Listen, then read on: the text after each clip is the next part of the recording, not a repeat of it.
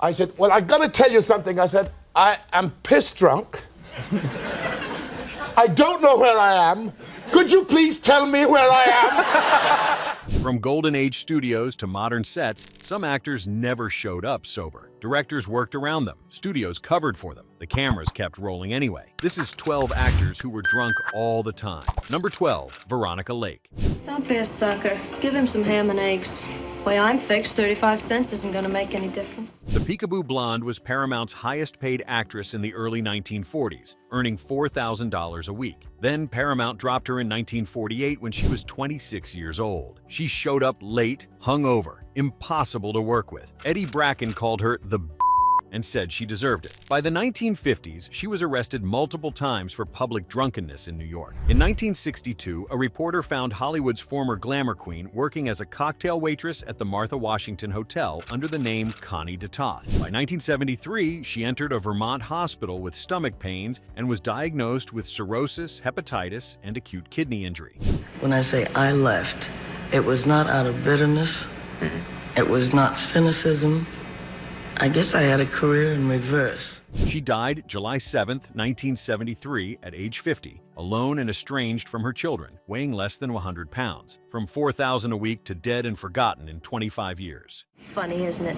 To meet your first picture director on the day you're leaving Hollywood, all washed up. Number 11, Jackie Gleason. You mean I don't treat you like a woman? I treat you like a woman. I let you sew, I let you cook, I let you wash the windows, I let you clean up. Boys don't do that, Alice. The Great One built 12 fully stocked bars into his Florida mansion so he could walk 20 steps in any direction and grab a drink. His daily intake included 4 double scotches just for lunch along with 5 packs of cigarettes. CBS executives said he could put away more scotch per square hour than any man alive. At Toots Shore's restaurant, he once passed out drunk at the bar. Shore ordered staff to leave him unconscious on the floor. Customers stepped over the TV star's body for the rest of the evening. Writer Neil Simon left, saying he didn't want to become a middle-aged man waiting for the phone to call, so I could go to work writing gags for some abusive, unappreciative like Jackie Gleason. Despite everything, Gleason maintained he never missed a show because of drinking. His philosophy was blunt. I drink with the honorable intention of getting bagged. He died June 24, 1987, at 71 from colon cancer. His tomb reads, "And away we go." The 12 bars were sold with the estate. And been stiff all the time.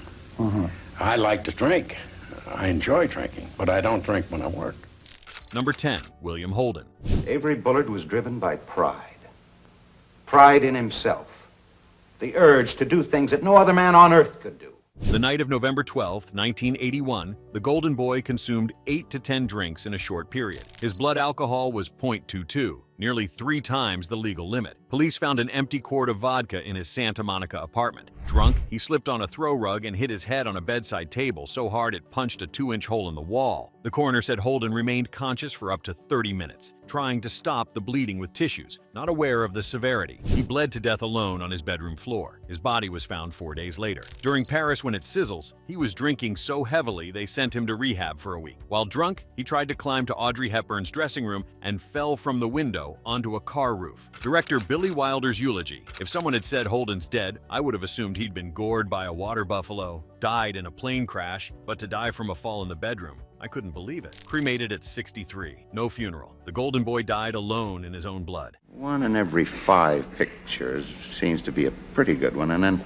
you really feel that you're accomplishing something. And Number 9, Tallulah Bankhead. Hitchcock, you're a gentleman to say so. But I can assure you, I'm as pure as the driven slush. 2 bottles of bourbon per day, 100 to 120 cigarettes daily. She could down a bottle of bourbon in 30 minutes, and also used cocaine, marijuana, barbiturates, and codeine. When her doctor told her to eat an apple every time she craved a drink, she replied, "But really, darling, 60 apples a day." At a Massachusetts party, police were called. She answered the door completely naked and punched the officer in the face. Lucille Ball found her impossible to work with during an I Love Lucy appearance. For her final film in 1965, she spent hours trying to re-record one line while inebriated. By the end, she weighed less than 100 pounds. She would fall asleep smoking and set her dog on fire. Broken ribs, burned hands, bruised limbs. Her last coherent words were codeine bourbon. She died December 12, 1968, at 66 from double pneumonia, emphysema, and malnutrition. Despite claiming poverty, her estate was worth $2 million. Dying together is even more personal than living together. Number 8. Peter O'Toole.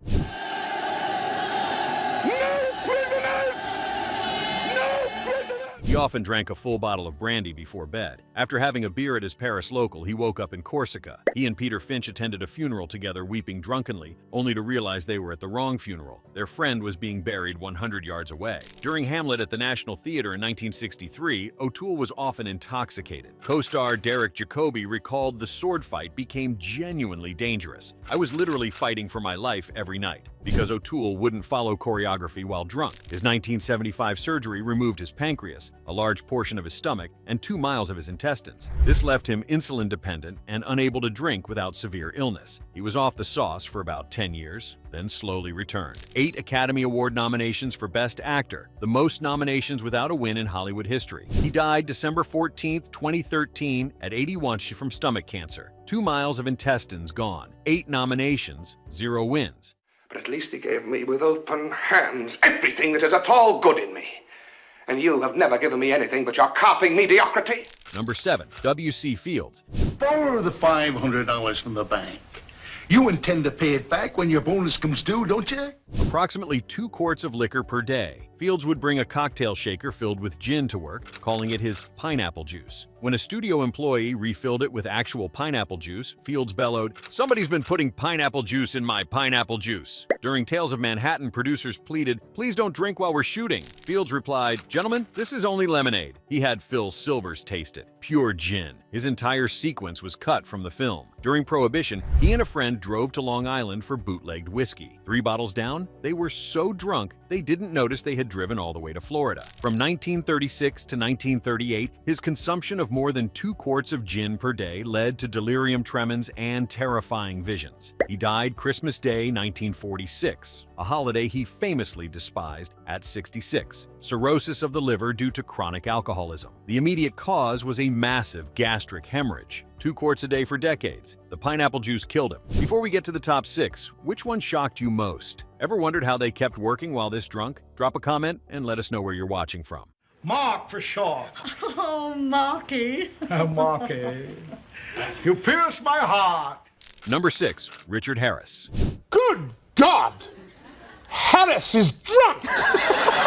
At his peak, Richard Harris consumed 2 bottles of vodka per day, plus a bottle each of port and brandy. At P.J. Clark's in New York, the bartender would automatically line up 6 double vodkas upon his arrival. He once left his London house to buy a newspaper, then returned 2 weeks later after a drinking binge in Dublin. When his wife answered the door, he asked, "Why didn't you pay the ransom?" He admitted committing horrendous acts against his first wife, including throwing a wardrobe at her. His son Jared once found him face down in a pound of cocaine like a Scarface scene. In 1981, he nearly died from alcoholism. A priest was called to give last rites. Doctors gave him 18 months to live. He finally quit in 1982 after a farewell ritual. 2 bottles of Chateau Margaux, 1957, at 370s per bottle. "This is my last drink," he said at 11:20 p.m. He never touched it again. He died October 25, 2002, at 72 from Hodgkin's disease. His final words being wheeled out of the Savoy. "It was the food." That is so, then why in the bowels of Christ did we take up arms against him in the first place? Number 5. Errol Flynn. Those boys are getting rougher all the time. Oh, hello, folks. Autopsy doctors stated the 50-year-old actor had the body of a 75-year-old man. Each morning before work, Flynn loaded a leather doctor's bag with 2/5 of vodka. On Against All Flags, when Universal banned all alcohol on set, Flynn began bringing oranges injected with vodka. The Malibu house he shared with David Niven was nicknamed Cirrhosis by the Sea. By his final years, Flynn was breakfasting on vodka and consuming over a bottle daily. When director Art Napoleon gave him acting instructions for Too Much Too Soon, in which Flynn played fellow alcoholic John Barrymore, Flynn replied, "Are you Art Napoleon telling me how to play a drunk?" He died October 14, 1959, at 50 from a heart attack. Autopsy findings showed cirrhosis, coronary atherosclerosis, and intestinal infection. 6 bottles of his favorite whiskey were buried with him. The body of a 75-year-old at 50. I'm only just beginning. From this night on, I use every means in my power to fight you. Number 4. Spencer Tracy. Put into homes where men and women are ruining their eyesight under oil lamps. People everywhere could have a safer and a brighter light. Tracy's binges lasted about 2 weeks. He would take trains to New York, check into the St. George Hotel carrying a suitcase filled with whiskey bottles, strip naked, and get into the bathtub. He would remain in the tub for a week drinking, not getting out even to perform bodily functions. He consumed 2 to 3 cases of whiskey per binge. During Marie Galante in 1934, Tracy was found virtually unconscious after a 2-week binge. Fox sued him for $125,000. When given an ultimatum to stop or lose his contract, he walked to the nearest saloon, got blind drunk, returned, destroyed the executive's office, and was fired. MGM created the Tracy Squad, 4 heavies whose job was to follow him and confiscate booze. Beverly Hills hotel employees knew he'd lost control if Katharine Hepburn was sleeping outside his room because Tracy had locked himself in. He died June 10, 1967 at 67 from a heart attack, 17 days after completing Guess Who's Coming to Dinner. Because in the final analysis, it doesn't matter a damn what we think. The only thing that matters is what they feel. Number 3, John Barrymore.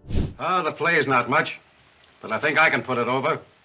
I play the only male character. A 1934 doctor's report stated, since the age of 14, has been more or less a chronic drunkard. When denied alcohol during an ocean cruise, Barrymore drank perfume, mouthwash, kerosene, and spirit of camphor until violently ill. His second wife caught him trying to drink her cologne. For Romeo and Juliet, MGM placed him in a sanitarium. He escaped and continued drinking. During My Dear Children in 1939, he would arrive late, tight drunk, forgot his lines, and once allegedly relieved himself in a flower pot during a performance. Life magazine reported people came not for polished performance, but because he converts the theater into a rowdy histrionic madhouse. By the late 1930s, his lines had to be scrawled on off-camera blackboards. He filed for bankruptcy in 1937 with $160,000 in debts. John Gielgud described his Romeo as like a monstrous old male impersonator jumping through a hoop. Should really have been shot. Barrymore died May 29, 1942 at 60 from cirrhosis and kidney failure. The greatest profile in Hollywood, pickled.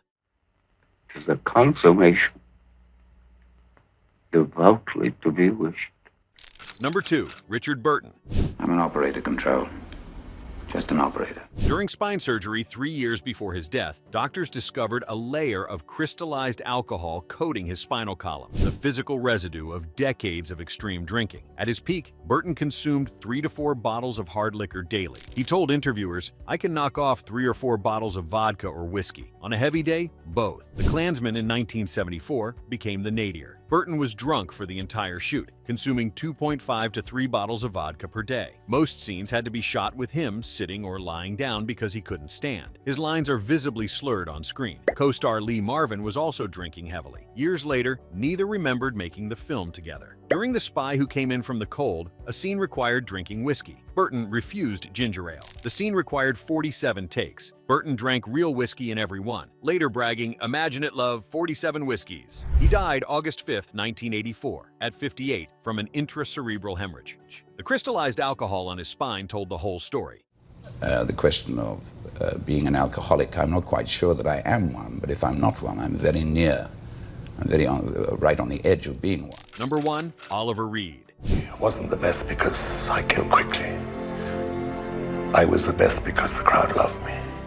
On May 2, 1999, while filming Gladiator in Malta, Reed challenged sailors from HMS Cumberland to a drinking contest. That night, he consumed 8 pints of German lager, 12 shots of rum, half a bottle of whiskey, and several cognacs. After winning arm wrestling matches against 5 Royal Navy sailors, he collapsed from a heart attack and died en route to the hospital at age 61. The bartender kept the receipt. At one verified session, Reed consumed 100 to 126 pints in 24 hours. He was fired from Cutthroat Island after arriving extremely intoxicated and allegedly exposing himself to Gina Davis. He lost the role of James Bond because producer Cubby Broccoli said they didn't have the time or money to reshape his image. "I don't have a drink problem," Reed once stated, "but if doctors told me I had to stop, I'd like to think I would be brave enough to drink myself into the grave." He fulfilled this prophecy precisely. Ridley Scott spent $3 million digitally superimposing Reed's face onto a body double to complete Gladiator. The last Hellraiser died doing exactly what he loved, out-drinking everyone in the room. I just couldn't do it.